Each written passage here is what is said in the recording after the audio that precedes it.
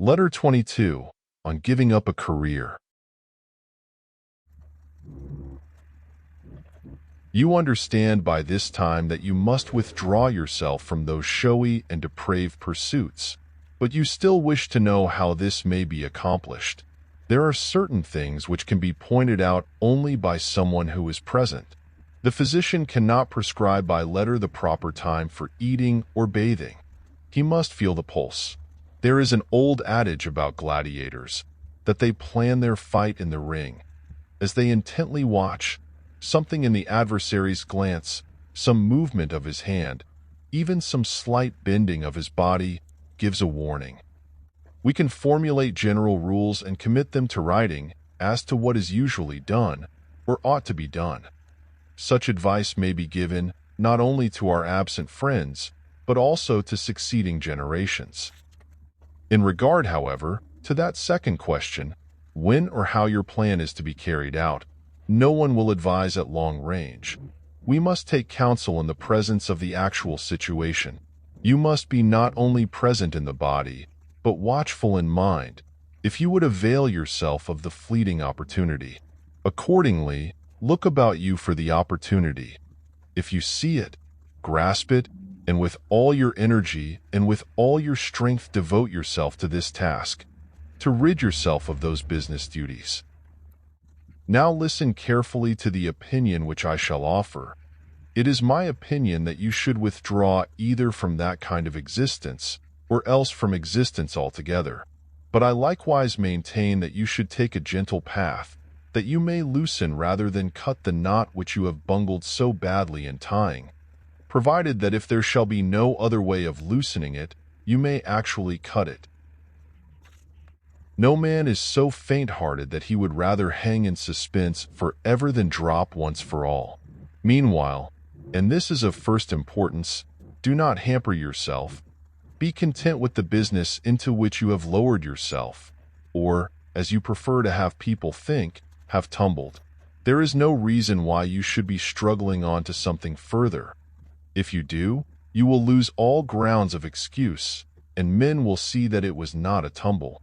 The usual explanation which men offer is wrong. I was compelled to do it. Suppose it was against my will. I had to do it. But no one is compelled to pursue prosperity at top speed. It means something to call a halt, even if one does not offer resistance, instead of pressing eagerly after favoring fortune. Shall you then be put out with me, if I not only come to advise you, but also call on others to advise you, wiser heads than my own, men before whom I am wont to lay any problem upon which I am pondering? Read the letter of Epicurus which bears on this matter. It is addressed to Idomeneus. The writer asks him to hasten as fast as he can, and beat a retreat before some stronger influence comes between and takes from him the liberty to withdraw. But he also adds that one should attempt nothing except at the time when it can be attempted suitably and seasonably. Then, when the long-sought occasion comes, let him be up and doing. Epicurus forbids us to doze when we are meditating escape. He bids us hope for a safe release from even the hardest trials, provided that we are not in too great a hurry before the time, nor too dilatory when the time arrives. Now, I suppose you are looking for a Stoic motto also. There is really no reason why anyone should slander that school to you on the ground of its rashness. As a matter of fact, its caution is greater than its courage. You are perhaps expecting the sect to utter such words as these: "It is base to flinch under a burden. Wrestle with the duties which you have once undertaken.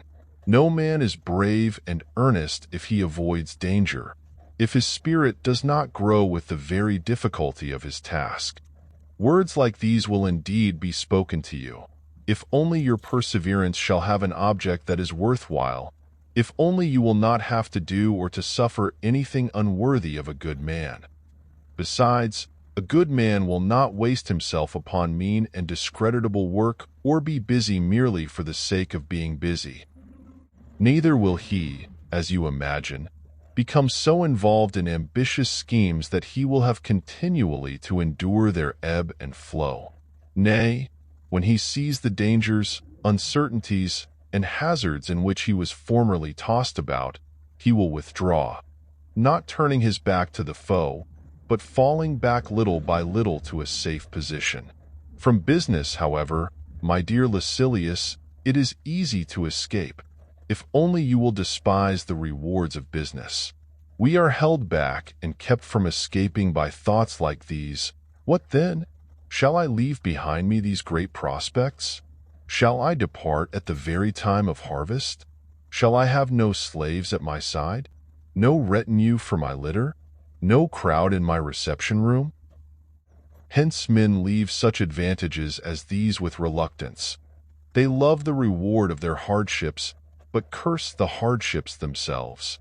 Men complain about their ambitions as they complain about their mistresses. In other words, if you penetrate their real feelings, you will find not hatred, but bickering. Search the minds of those who cry down what they have desired, who talk about escaping from things which they are unable to do without. You will comprehend that they are lingering of their own free will in a situation which they declare they find it hard and wretched to endure. It is so, my dear Lucilius. There are a few men whom slavery holds fast, but there are many more who hold fast to slavery. But if you keep turning round and looking about, in order to see how much you may carry away with you, and how much money you may keep to equip yourself for the life of leisure, you will never find a way out. No man can swim ashore and take his baggage with him.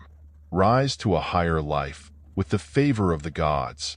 But let it not be favor of such a kind as the gods give to men when with kind and genial faces they bestow magnificent ills, justified in so doing by the one fact that the things which irritate and torture have been bestowed in answer to prayer.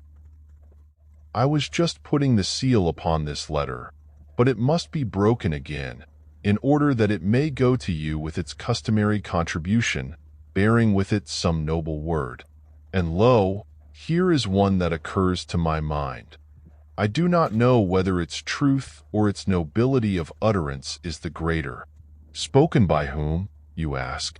By Epicurus, for I am still appropriating other men's belongings. The words are, everyone goes out of life just as if he had but lately entered it.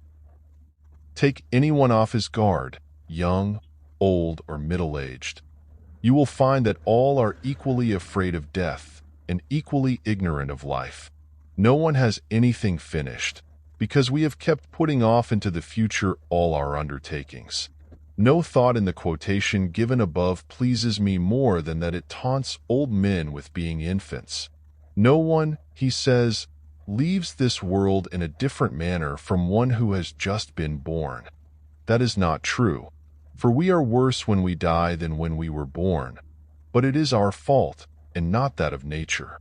Nature should scold us, saying, "What does this mean? I brought you into the world without desires or fears, free from superstition, treachery, and the other curses. Go forth as you were when you entered." A man has caught the message of wisdom, if he can die as free from care as he was at birth. But as it is, we are all aflutter at the approach of the dreaded end. Our courage fails us, our cheeks blanch, our tears fall, though they are unavailing. But what is baser than to fret at the very threshold of peace? The reason, however, is that we are stripped of all our goods. We have jettisoned our cargo of life and are in distress, for no part of it has been packed in the hold. It has all been heaved overboard and has drifted away.